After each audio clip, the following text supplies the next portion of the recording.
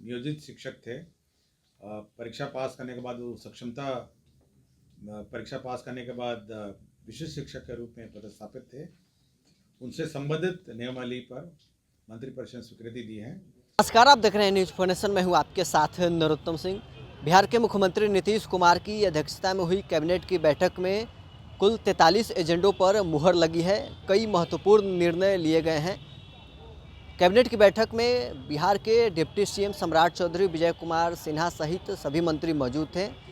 नियोजित शिक्षकों के ट्रांसफ़र पोस्टिंग को लेकर बड़े फैसले कैबिनेट की बैठक में हुई है। साथ ही राजस्व एवं भूमि सुधार विभाग, अल्पसंख्यक कल्याण विभाग और तमाम जो अन्य विभाग थे, कई बड़े फैसले लिए गए हैं। क्या कुछ जानकारी दे रहे हैं कैबिनेट सचिव ए सिद्धार्थ, सुनवाते हैं आपको इस वीडियो में। नमस्कार। आज 43 एजेंडाओं पे मंत्रिपरिषद में निर्णय हुआ। 43 एजेंडा पे सबसे महत्वपूर्ण एजेंडा जिस पर निर्णय हुआ है वो है शिक्षा विभाग का प्रस्ताव था। बिहार विद्यालय विशिष्ट शिक्षा संशोधन नियमावली 2024 की स्वीकृति। जैसे कि आपको जानकारी है कि 2023 में जो नियोजित शिक्षक थे, परीक्षा पास करने के बाद वो सक्षमता परीक्षा पास करने के बाद विशिष्ट शिक्षक के रूप में पदस्थापित थे, उनसे संबंधित नियमावली पर मंत्रिपरिषद ने स्वीकृति दी है। इसमें मुख्य रूप से जिन 3 संशोधन किए गए हैं।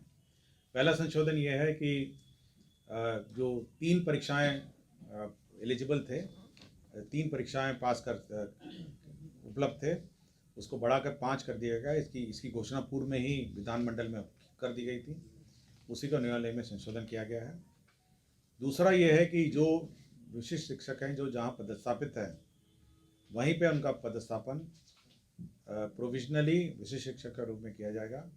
और साथ ही साथ जब इनके कागजातों और सर्टिफिकेटों की जांच होगी तब ये परमानेंट वहीं पे पदस्थापित हो सकेंगे। किंतु इनका पद स्थानांतरण ये होगा, जिसके लिए स्थानांतरण नीति भविष्य में कभी भी बनाई जाएगी। तीसरा ये है कि जो इनके डिपार्टमेंटल प्रोसीडिंग और कार्रवाई का जो प्रावधान थे, उस नियमावली में नहीं थे। जो बिहार सरकार के सर्विस कोड में जो प्रावधान है वो सब किए गए हैं। साथ ही साथ एक और प्रावधान इसमें किया गया है कि यदि कोई टीचर कोई विद्यालय का माहौल बिगाड़ता है, स्थानीय राजनीति में तंग करता है, अन्य टीचरों को पढ़ाने से रोकता है, या पूरे शिक्षा विद्यालय का माहौल बिगाड़ता है, तो उसको उस विद्यालय से स्थानांतरण अन्य ब्लॉक में किया जा सकता है और जिला पदाधिकारी की अनुशंसा पर यह जिला के बाहर किया जा सकता है। किंतु ये करने के पूर्व उसको नोटिस दिया जाएगा 3 दिन का। 3 दिन में वो अपना जवाब लिखेगा। उस पर जिला पदाधिकारी या ऑर्डर करेंगे, या तो ब्लॉक से बाहर का, या फिर डायरेक्टर जो एजुकेशन है वो जिला से बाहर का ऑर्डर कर सकेंगे। जिला पदाधिकारी के ऑर्डर के विरुद्ध अपील डायरेक्टर के यहाँ उपलब्ध रहेगा और डायरेक्टर के ऑर्डर के विरुद्ध सचिव शिक्षा विभाग के यहाँ उपलब्ध रहेगा। तो यही मुख्य प्रावधान है जो किए गए हैं, जो नियमावली है विशिष्ट शिक्षकों की। दूसरा यह प्रावधान था समाज कल्याण विभाग का। इसमें समेकित बाल विकास सेवाएं योजना के अंतर्गत नाबार्ड में IRDF से लोन प्राप्त करने के पश्चात लोन के माध्यम से आंगनवाड़ी केंद्रों का निर्माण किया जाएगा। कुल 2500 आंगनवाड़ी केंद्रों का निर्माण किया जाएगा और इसमें लोन की राशि 85% जो है नाबार्ड का लोन होगा और राज्य योजना मद में 45 करोड़ जो 15% व्यय होगा राज्य मद में होगा। तीसरा है कि जो नगर निकायों की राशि जो वाणिज्य कर विभाग जो पेशाकर मद में वसूलता है, वो विभिन्न नगर निकायों में उसका वितरण होगा। वो 93,39,15,000 रुपये विभिन्न नगर निकायों में इसका वितरण होगा। नमामि गंगे की योजना है। नमामि गंगे ये 100% केंद्र सेंट्रल सेक्टर योजना है। इसमें जमुई नगर परिषद में इंटरसेप्शन एंड डाइवर्शन एवं सीवेज ट्रीटमेंट प्लांट के निर्माण नमामि गंगे प्रोग्राम के तहत 100% राशि भारत सरकार दे रही है और इसमें इसमें कुल 77 करोड़ 39,85,000 रुपये भारत सरकार दे रही है और जो सेंटेज की राशि है 3,59,98,000 दे रही है। कुल 80,99,83,000 रुपये इस पर व्यय होगा।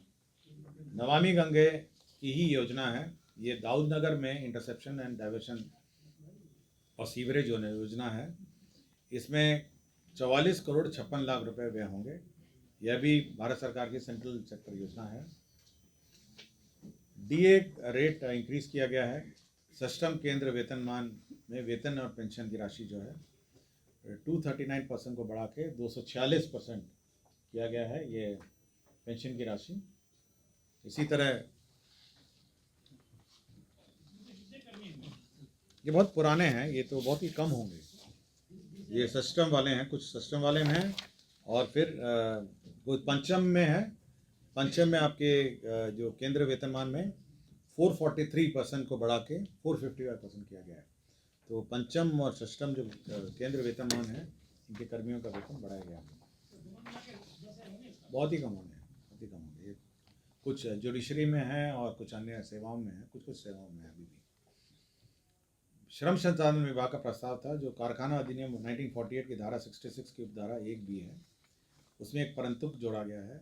इसमें ये जो विमेन का फीमेल वर्कर्स है उनको कार्य करने की जो समय सीमा है वो निर्धारित है 10 से 5 है। लेकिन कुछ फैक्ट्रियों ने इसको संशोधन करने के लिए बार बार राज्य सरकार में और ऊपर हाई लेवल डिसीजन के लिए आता है। अब इस डिसीजन को कि कब से कब तक कार्य करेंगे फैक्ट्री, यह निर्णय विभाग को प्राधिकृत किया गया है। तो विभाग अब निर्णय ले सकेगा किसी के अनुरोध पर। जैसे कॉल सेंटर है, कॉल सेंटर में अगर महिलाएं काम करना चाहिए तो जो कंपनी है वो डिपार्टमेंट को लिखेगी और डिपार्टमेंट को प्राधिकृत हो गया है कि वो कब और कैसे अलाउ करेंगे। नमस्कार। आज 43 एजेंडाओं पे मंत्रिपरिषद में निर्णय हुआ 43 एजेंडा पे। सबसे महत्वपूर्ण एजेंडा जिस पर निर्णय हुआ है वो है शिक्षा विभाग का प्रस्ताव था बिहार विद्यालय विशिष्ट शिक्षा संशोधन नियमावली 2024 की स्वीकृति। जैसे कि आपको जानकारी है कि 2023 में जो नियोजित शिक्षक थे परीक्षा पास करने के बाद वो सक्षमता परीक्षा पास करने के बाद विशिष्ट शिक्षक के रूप में पदस्थापित थे, उनसे संबंधित नियमावली पर मंत्रिपरिषद स्वीकृति दी है। इसमें मुख्य रूप से जिन 3 संशोधन किए गए हैं। पहला संशोधन ये है कि जो 3 परीक्षाएं एलिजिबल थे, 3 परीक्षाएं पास कर उपलब्ध थे, उसको बढ़ाकर 5 कर दिया गया। इसकी घोषणा पूर्व में ही विधानमंडल में कर दी गई थी, उसी को न्यायालय में संशोधन किया गया है। दूसरा ये है कि जो विशिष्ट शिक्षक हैं जो जहाँ पदस्थापित हैं वहीं पे उनका पदस्थापन प्रोविजनली विशिष्ट शिक्षक के रूप में किया जाएगा और साथ ही साथ जब इनके कागजातों और सर्टिफिकेट की जांच होगी तब ये परमानेंट वहीं पे पदस्थापित हो सकेंगे। किंतु इनका पद स्थानांतरण ये होगा जिसके लिए स्थानांतरण नीति भविष्य में कभी भी बनाई जाएगी। तीसरा ये है कि जो इनके डिपार्टमेंटल प्रोसीडिंग और कार्रवाई का जो प्रावधान थे उस नियमावली में नहीं थे। जो बिहार सरकार के सर्विस कोड में जो प्रावधान है वो सब किए गए हैं। साथ ही साथ एक और प्रावधान इसमें किया गया है कि यदि कोई टीचर कोई विद्यालय का माहौल बिगाड़ता है, स्थानीय राजनीति में तंग करता है, अन्य टीचरों को पढ़ाने से रोकता है या पूरे शिक्षा विद्यालय का माहौल बिगाड़ता है, तो उसको उस विद्यालय से स्थानांतरण अन्य ब्लॉक में किया जा सकता है और जिला पदाधिकारी की अनुशंसा पर यह जिला के बाहर किया जा सकता है। किंतु ये करने के पूर्व उसको नोटिस दिया जाएगा 3 दिन का। 3 दिन में वो अपना जवाब लिखेगा, उस पर जिला पदाधिकारी या ऑर्डर करेंगे या तो ब्लॉक से बाहर का या फिर डायरेक्टर जो एजुकेशन है वो जिला से बाहर का ऑर्डर कर सकेंगे। जिला पदाधिकारी के ऑर्डर के विरुद्ध अपील डायरेक्टर के यहाँ उपलब्ध रहेगा और डायरेक्टर के ऑर्डर के विरुद्ध सचिव शिक्षा विभाग के यहाँ उपलब्ध रहेगा। तो यही मुख्य प्रावधान है जो किए गए हैं, जो नियमावली है विशिष्ट शिक्षक की। दूसरा यह प्रावधान था समाज कल्याण विभाग का। इसमें समेकित बाल विकास सेवाएं योजना के अंतर्गत नाबार्ड में IRDF से लोन प्राप्त करने के पश्चात लोन के माध्यम से आंगनवाड़ी केंद्रों का निर्माण किया जाएगा। कुल 2500 आंगनवाड़ी केंद्रों का निर्माण किया जाएगा और इसमें लोन की राशि 85% जो है नाबार्ड का लोन होगा और राज्य योजना मद में 45 करोड़ जो 15% व्यय होगा राज्य मद में होगा। तीसरा है कि जो नगर निकायों की राशि जो वाणिज्य कर विभाग जो पेशाकर मद में वसूलता है वो विभिन्न नगर निकायों में उसका वितरण होगा। वो 93,39,15,000 रुपये विभिन्न नगर निकायों में इसका वितरण होगा। नमामि गंगे की योजना है। नमामि गंगे ये 100% केंद्र सेंट्रल सेक्टर योजना है। इसमें जमुई नगर परिषद में इंटरसेप्शन एंड डाइवर्शन एवं सीवेज ट्रीटमेंट प्लांट के निर्माण नमामि गंगे प्रोग्राम के तहत 100% राशि भारत सरकार दे रही है और इसमें इसमें कुल 77 करोड़ 39,85,000 रुपये भारत सरकार दे रही है और जो सेंटेज की राशि है 3,59,98,000 दे रही है। कुल 80 करोड़ 99,83,000 रुपये इस पर व्यय होगा। नमामि गंगे की ही योजना है। ये दाऊद नगर में इंटरसेप्शन एंड डाइवर्शन और सीवरेज योजना है। इसमें 44 करोड़ 56 लाख रुपए व्यय होंगे। यह भी भारत सरकार की सेंट्रल सेक्टर योजना है। डीए रेट इंक्रीज किया गया है। सष्टम केंद्र वेतनमान में वेतन और पेंशन की राशि जो है 239% को बढ़ा के 246% किया गया है ये पेंशन की राशि। इसी तरह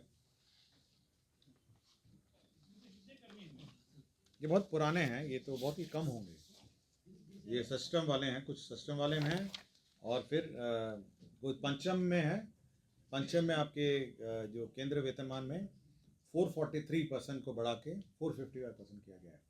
तो पंचम और षष्टम जो केंद्र वेतनमान है इनके कर्मियों का वेतन बढ़ाया गया है। बहुत ही कम होंगे, बहुत ही कम होंगे। ये कुछ जुडिशरी में है और कुछ अन्य सेवाओं में है, कुछ सेवाओं में है अभी भी। श्रम संसाधन विभाग का प्रस्ताव था जो कारखाना अधिनियम 1948 की धारा 66 की उपधारा 1B है, उसमें एक परंतुक जोड़ा गया है।